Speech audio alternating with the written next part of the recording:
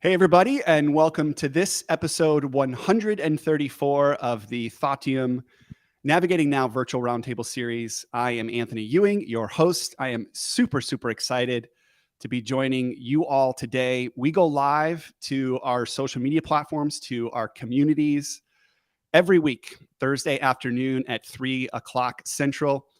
And our mission is to bring you leaders and leadership topics that matter most on a week-to-week basis. Today, particularly, I want to welcome our extended learning and development community.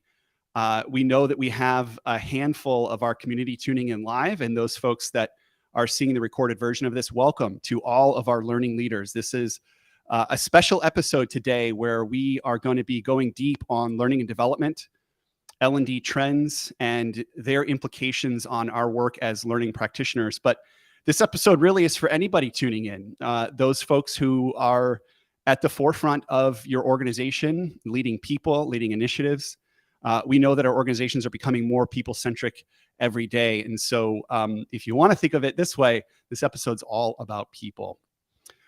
Speaking of great people, I wanted to make sure that we had the best of the best at the table today. And I'm going to be bringing in my co-host today and also my business partner, Grift Krenbrink. He is a partner here at Thoughttium. He is also the head of our learning and development practice. And he, like myself and everybody else on the Thoughttium team, is so immersed in this work. And we're thrilled to have you at the table, Grift. Welcome. Great to be here. As always, very illustrious opening. I hope I'll live up to the billing. Absolutely. So Grift and I are really going to be focused on the future of learning. This is a topic that we get really excited about because we get the privilege of bringing these concepts to our client community and our extended community on a day-to-day basis. We know that learning is at the center of the human experience, and oftentimes it's at the center of our business strategy. And today is about how we can make the human experience and the business strategy all the more closer. We're going to be using the 2023 LinkedIn Workplace Learning Report as our anchor, as our artifact, as our guide. We are so excited about this report every time that it comes out. You know that it's a good report when there are actual printouts of the report. I have it here. This is a report that our entire team gets excited about every year. We mark it up. We put Post-it notes in it. And we try to glean those 3 or 4 key insights that might drive the way that we move, design, and deliver learning and development each year. And this year, like many others, this report is chock full of real insights that are both supporting our work as learning and development practitioners and also challenging us to think differently about our work. And so Grift and I are going to be really taking you through 3 or 4 key insights that we've gleaned from this report. We're also going to be bringing in the voice of our community. So over the course of the last few weeks, we've asked you, our community, what are you most focused on as learning and development leaders? And we'll be sharing your voice throughout. For those folks who are tuning in live, particularly those folks on LinkedIn or YouTube, if you see a chat box and you have a question during today's episode, please feel free to drop it in chat. We do get those questions, and if they come up and we see them, we will definitely try to address them. So with that, Grift, are you ready to dive in? Let's rock and roll. Awesome. So, this report, like many, tries to really encapsulate the state of learning and development with a theme. Last year, we were really excited because the theme was that learning and development is having a moment. In fact, the report claimed that this is L&D's moment. We were on the back end of the pandemic, we were thrust into the strategic seat in many organizations. This year, the theme was a little bit different. Now that we really are at the forefront of change within our organizations, the LinkedIn Workplace Learning Report is really talking about how this moment for us as learning and development leaders is really requiring a new sense of agility in the way that we design and deliver learning, and a new sense of agility in our employees to meet the rapidly changing landscape of our businesses. And the report and the data suggests that L&D can lead the way.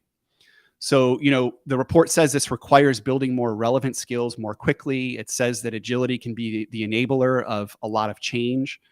Grift, when you read about this moment for us, this moment to bring a new sense of agility to the organization, this calling this year, um, how did you experience that, and what were some of your initial thoughts? Yeah. Well, my first thought, sometimes folks who know me know that I like to maybe go down certain rabbit holes of research. And so I did like a quick regrounding of what the word agility actually means. And, just literally the definition is to move quickly and easily.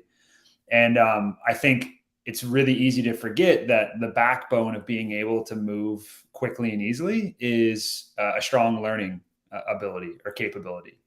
And so I think it's very fitting that in this world we're going through with a lot of uncertainty, and we've heard, all of us have heard ad nauseum the frame or the phrase "change is the only constant." We're going through a series of layered changes in our organizations, in our industries, in our societies, that frankly is testing us in brand new ways. And it's testing us in the learning space of saying, how are we going to meet this moment that's going to require constant change, not just in the structure and the process we put together, but we have to have the mindset that says we're able to learn quickly, we're able to move easily, we're able to adapt and accelerate where we need to, which is always going to be easier said than done. But, I should say a client turned good friend of mine recently, we were talking, and reiterated the concept of there being no growth in the comfort zone, but no comfort in the growth zone. Recognizing that this year and frankly, the near-term future in the learning space is going to be uncomfortable. But that's a good thing, because we're going to grow, we're going to learn, we're going to treat learning hopefully more like R&D than we have maybe in the past. And it's going to allow us to get back to what we do best, which is helping people learn the things they need to do their jobs well and to build careers they care about. Yeah, it's interesting. And we'll talk a little bit about the, kind of that growth mindset and how we instill that in our employees. But the 2023 LinkedIn Workplace Learning Report really almost shined a light on this disparity between, executives' intentions to instill this sense of agility through upward mobility and reskilling, and our ability to actually deliver on that. In fact, the data suggests that only 15% of employees are encouraged to move to a new role. Only 26% of employees are encouraged to build a new skill or learn a new skill within organizations. So, what is that gap between the desire and the focus on agility and organizations' ability to actually provide that for their employees? Ooh, that seems like a million, maybe $1 billion question. I don't know if I have the perfect formulaic approach to it, but I think you mentioned part of it is maybe reorienting leaders of organizations to think about it more as a shift in mindset as opposed to a shift in process and structure. Because we talk about this all the time. It's not about creating learning programs, it's about creating learning culture. I often say, I actually just got off a call where I said this, I often say, we're not in the space of behavior change and learning. We can't make anyone learn anything. We're not inside someone's brain. What we can do is we can create space, structure, environment, and enthusiasm for people to want to change, to want to step into things, to build resilience, to build agility, et cetera. So I hate to come back to the old cliche, like it starts with mindset, but I think it does for organizations start with a change in mindset of what it means to shift in these ways, and recognize that it's not going to happen overnight, because we've literally just treated learning like a reactive thing for pretty much the most. I mean, I can't think of an organization, that's been around for a long time that was set up, in a way where learning is a proactive function, if that makes sense. Right. We have some undoing of layers and layers and layers of sediment to get through. But I don't want to say that as a cynical approach. I think a lot of folks recognize that shift that's needed, and excited for what it will look like. And I think more and more as organizations continue to buy into the concept that mindset really is the initial driver, we'll see more and more things move in the right direction. Yeah, I love that. Think of, our learning and development strategy, our design, through the lens of equipping our folks with a newfound sense of agility in mindset.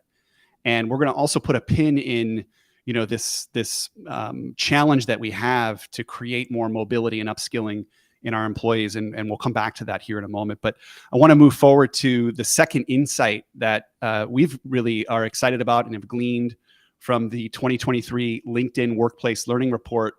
And this is really around the way that we're shaping our organizations. The report suggests that more and more organizations are seeking a people-centric future. And they're looking not just to HR, but they're looking to L&D for help. So, this was interesting where, all organizations aspire to become people-centric. But now that L&D has more of a seat at the strategic table, they're really being looked at to enable this. This says that we need to have more people-centric training, more people-centric playbooks, as the report had called it. And ultimately, we want a world where we're ensuring that people strategy and business strategy are the same. So, Grift, what are your thoughts on kind of closing the gap between the people strategy, the business strategy, and L&D being the enabler? Yeah. Unfortunately, again, I don't think I have a rocket science like response to this in terms of maybe the wow factor, but I think it's literally regrounding ourselves in the fact that what we do for a living is for human beings.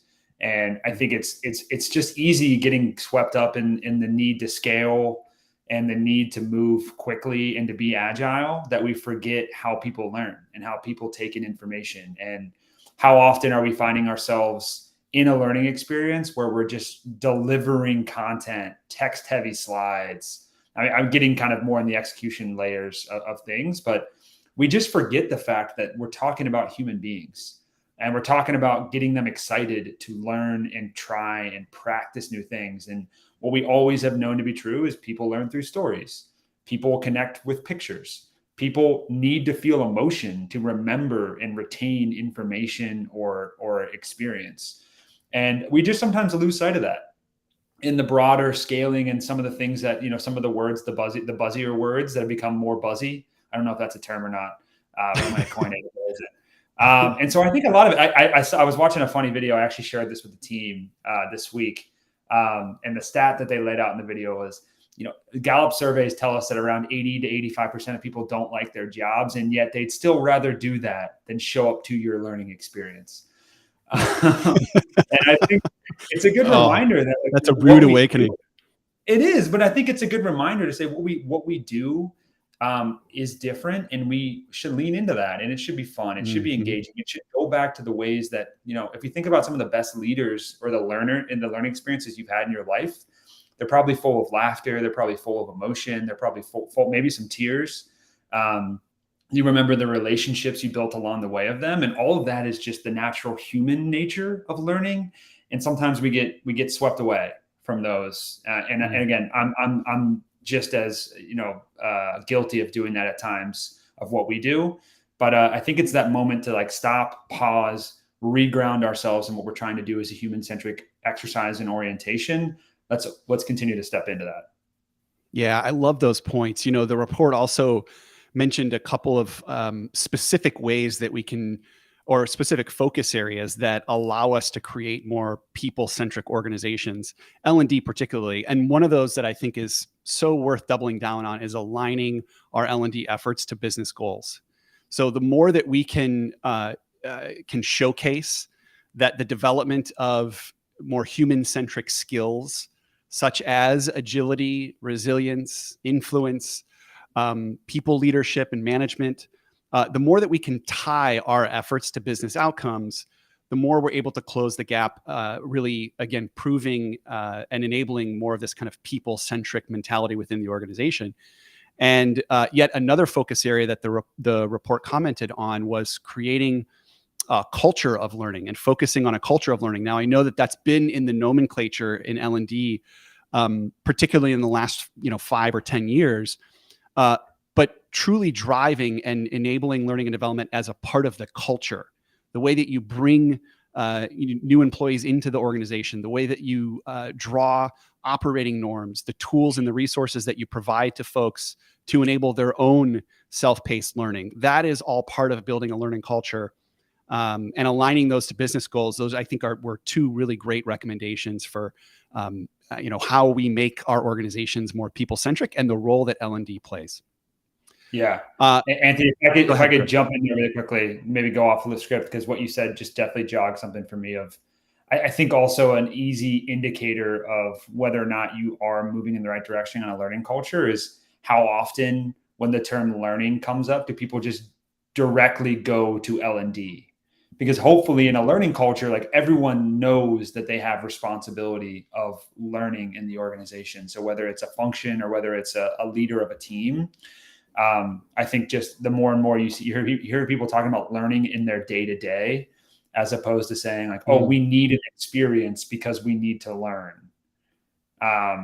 Shifting more to say, hey, that's just one way or one element in the way we continuously learn and we build both as ourselves individually, as well as functions, teams, organizations, et cetera. Yep. An absolutely great reminder. And I love that litmus test around whether you have a learning culture or not. Great reminder. We asked you all, our community of learning practitioners, HR professionals, people leaders, what are you all focused on today when it comes to enabling and developing your people? And we wanted to showcase a few of those responses here. You can see a lot of you are focused on building more efficiencies, greater systems of learning and development. You can also see a bit of folks focused on upskilling and bringing people into new skills like project management, cross-functional collaboration. We see, again, a lot of standardization and optimization of current processes. And, to me, Grift, as you look at some of this feedback from folks, to me, this really shows, and again, kind of points towards this newfound sense of wanting to create agility within organizations. How quickly can we get people up the curve? How accessible can we make different resources? How can we cross-train people to better understand different parts of the organization? What are some of the things that you're seeing as our learning leaders are speaking back to us in terms of what they're focused on? Yeah. I appreciate all those insights. I think those are, it's really cool to hear what some folks are really excited and focusing in on. I would say that maybe the through line I noticed a lot in that and just other conversations that I've been having has been, how do we balance in the concept of agility? How do we balance efficiency, but also effectiveness? And I mean that by saying, how do we make sure we're continuing to find the right thing to do quickly, move fast, but then how do we make sure that we're having personal impact? And how do we make sure I saw the word root cause. How do we know we're actually after the right problem? How do we know we're actually after the right thing? And maybe that sometimes to find the right thing slows us down a little bit, but hopefully we can treat it as a little bit of a rubber band kind of slingshot approach. So I think the balance of those two things is what I'm taking away as a big thing for the community. Absolutely. We want to thank everybody who submitted your responses on our different social media channels. It's so great to get a bit of the pulse of the industry. And for some folks that I know we're in constant communication with, they get just as excited as we do about some of these new insights that are coming from this current report, the LinkedIn Workplace Learning Report. So we are going to move forward and we're going to introduce our third insight. And each year the Workplace Learning Report does a really great job of assessing and understanding those top skills that are most needed within organizations. And I always love to look back and see, what were the top 5 in last year's report and maybe the year before. And if through the pandemic, we were seeing a lot of soft skills as focus areas, resilience, communication, agility has shown up a couple of different times. This year, we saw that there were particular leadership skills and capabilities that showed up in the top 5. In fact, management, communications, and leadership are all in the top 5 skills needed today in this business environment, which is a bit of a shift from the last few years. We haven't seen so many leadership qualities in the top 5 skills. And Grift, I'm curious, why, a focus on leadership and management today? And how is that different from, the years past? Ooh, so after I've talked about root cause being so interesting, you're going to ask me to try to get with the report. I appreciate that the tight segue there. I think if I were to offer up a little bit of maybe where I see this perspective coming from, I think recognizing the headwinds of economies, the headwinds of social challenges and all of that stuff that continues to be very pervasive. I think, again, if I were to maybe hypothesize, I think management is a little bit of like, we have a lot of people in positions of power or positions of quote unquote people leadership or team leadership that frankly just haven't seen this in their careers.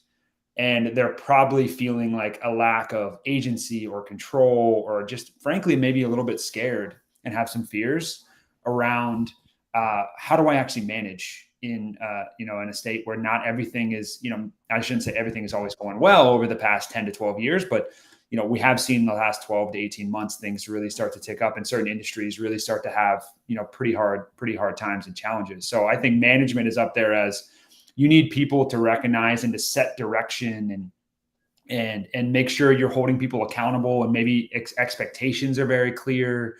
How do you actually help people in performance cycles? How do you have the right discussions there? I think a lot of that is probably showing up in a much more pervasive way because people just haven't really been maybe held accountable in that way or in that realm in this type of environment before. So that's just maybe a little bit of my take on it. I'm sure there's many other people who might have different takes on it, but I definitely see that as something that I both see in the report as well as conversations I've had.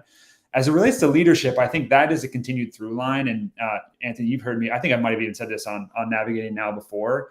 I continue to say that leadership is the most underinvested skill in companies today. That is that direct line of person that you report to in any organization is the thread with which you either will stay with an organization for a long period of time or not. And I think we discount that. And when times are good, it's really easy to discount it because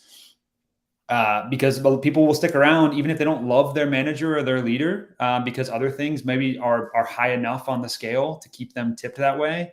But the moment things start to shift, is like that lack of leadership really starts to show through not just the direct manager relationship, but also more broadly and the leadership capabilities of the organization. And I say that to say, you don't need to be a leader of people to be a leader in organizations. That, we firmly believe that at Thaudium.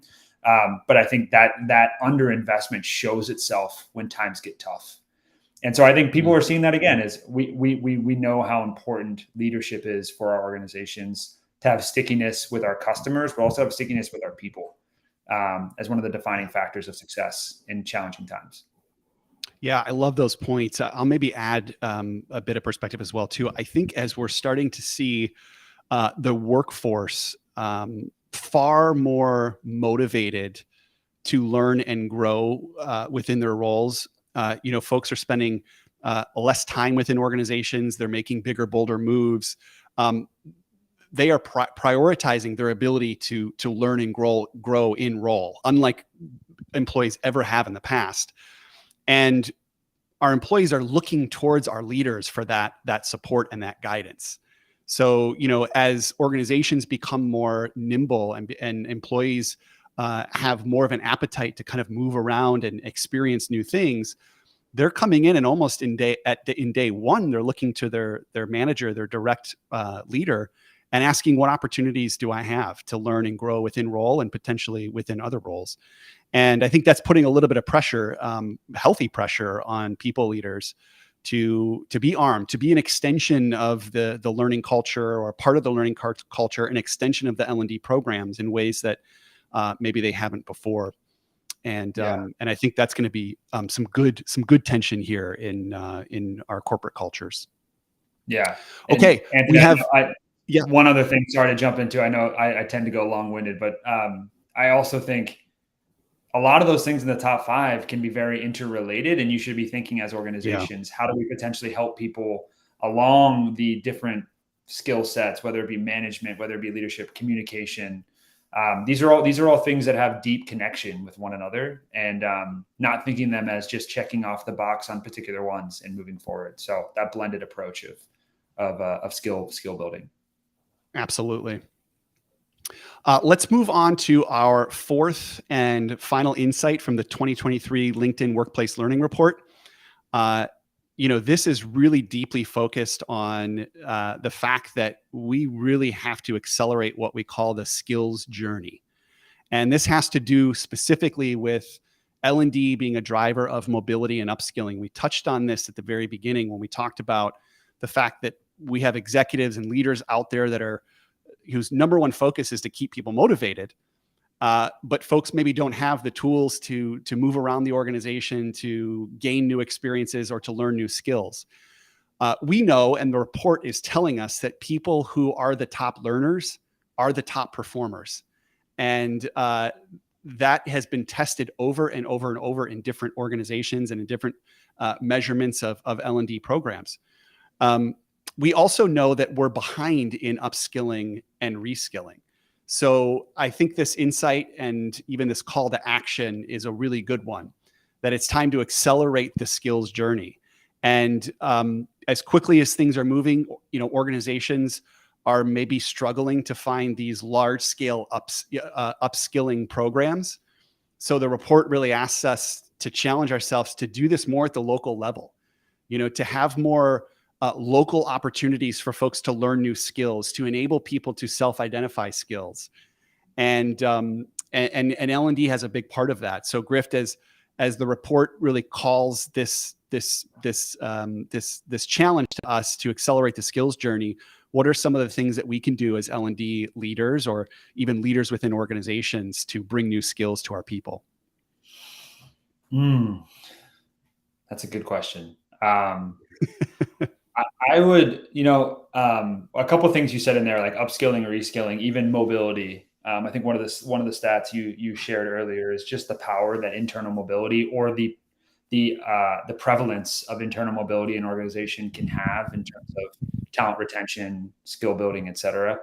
I maybe speak in analogies and soliloquies maybe a bit too much, but I think sometimes when we're working with our populations within organizations, I think it's easy to fall into the mindset, and this relates a little bit back to some of the other points, but learning to get to some outcome. Like, I need to learn to become an effective communicator, and I'm going to check that off the list. I'm now an effective communicator. That just can't be the way that we continue to build and continuous growth mindset, because I think what happens is naturally then we just kind of see this. I do this, then I get this output, and then I'm good. As opposed to what we know to be true in a learning culture, or like reskilling and upskilling, is you have to get people more comfortable with going back to what you did when you were younger, which is like learning to learn, and keep your learning muscles fresh and practice those. And no matter what you're learning, you should be thinking about constantly soaking up new information and learning all the time. And I think it's easier said than done, obviously. But I think sometimes we fall into the checklist mentality of just saying, these are the 3 things I need to learn this year, and once I do that, I'm good. So I think a little bit of it is, how do we continue to give people the chance to learn, get back to learning how to learn? And I think the other thing too is we need to have more, and this is a little bit related to more of the mobility piece. I tend to see this as being one of the biggest challenges to put on paper, but not do in practice, because that inherently means teams will lose key performers or high talent. And you need to have an organization that has the trust that when people leave teams and go do something else, that the backfill of talent will be really strong. But you also need to just have leaders who aren't hoarders of talent in your organizations. And again, that's so much easier said on a podcast than it is put in practice. But it should be something that every organization is really focused on, because I don't think, particularly for younger generations, as you think about the amount that younger people like to move around and bounce around and experience, and if you're not giving them the chance to learn many, many different things and continue to learn how to learn, you're going to find yourself in having a talent retention and a talent attrition problem. So I would say those would be a couple of the things if I were running an organization outside of Thaudium, I'd be really focused on, just to continue to build a learning culture that's about learning to learn. Yeah, some great points. We're talking about accelerating the skills journey, and I'll deposit, if you are ever interested in new ways to accelerate skills within your teams and your people, go talk to those startup organizations that are building skills development and L&D programming on bare bones budgets, maybe without the support of an entire team. Those organizations that have to find unconventional ways to skill and upskill their folks. Those are the organizations that find really unique and efficient ways of putting people together and kind of learning on the job, accelerating a bit of what it takes to move to the next level. I know here at Thoughtium, we've been challenged to find efficient and innovative ways to offer new skills to folks, and oftentimes that just means, again, pairing folks up, those folks that might have complementary skills or folks that might have certain experience in some area, and letting them spend some time together, letting them learn together on the job. The second thing that I'll note as well too is, as we've been designing and delivering more L&D programs, we're creating more space for folks to self-identify and learn on their own. So before, maybe we had this responsibility to bring content around new skills. And now it's almost as if we feel like we have the responsibility to create the space to enable people to build new skills, find folks within the organization that have those skills, bring some of the resources in the public domain to the table that are inspiring to them, credentialing that comes from both inside the organization and outside the organization. And for us as designers, that's the fun part, because we really just get to create that space. We get to infuse the organization with the learning culture. And folks know today that there's a wealth of content and information out there that, if organized appropriately, really can support new skill development within the organization. So I guess the short of that is that we don't have to be so formal about installing new skills or accelerating the skills journey. We might just need to find a sense of innovation or efficiency in the way we do it. Well said. Well said. All right. Well, it is bottom of the hour. We really promised you all that we would come forward with, some deeper insights from the 2023 LinkedIn Workplace Learning Report. This report can be found online. It is chock full of way more information than we were able to present to you today, but hopefully today you gained maybe an insight or two that you hadn't thought about before, or maybe even thinking about different ways that you can approach your leadership style, your L&D programs, or even just your people within your organization. That's what we are here to do, to create the space for this type of thinking and dialogue. Grift, I want to thank you so much for joining. Thank you for your leadership and your expertise in this domain. I know this won't be the last time. Thank you so much. Yeah, no, I appreciate you setting this up and jumping on, and I'll put an asterisk next to expertise, because I think it's a dangerous word to throw around. I'll say like experience and point of view, but always willing to learn and find out different points of view. And, obviously excited to talk to people who maybe saw different things come out of the LinkedIn Learning Report than what we did. So learning is a lifelong endeavor, right? Yeah, it's a great point. For those of you who are interested in connecting with us, you can find us at Thoughtium.com. Those folks who are tuning in live or even watching the recording and you want to see this again or previous episodes, Thoughtium.com/live. I want to particularly thank a handful of you who reached out and said we're going to tune in today because we're geeking out about L&D just as much as you all. Thank you all to our clients, our community who join us in this ride and share in this story. We look forward to seeing you all next week. So long.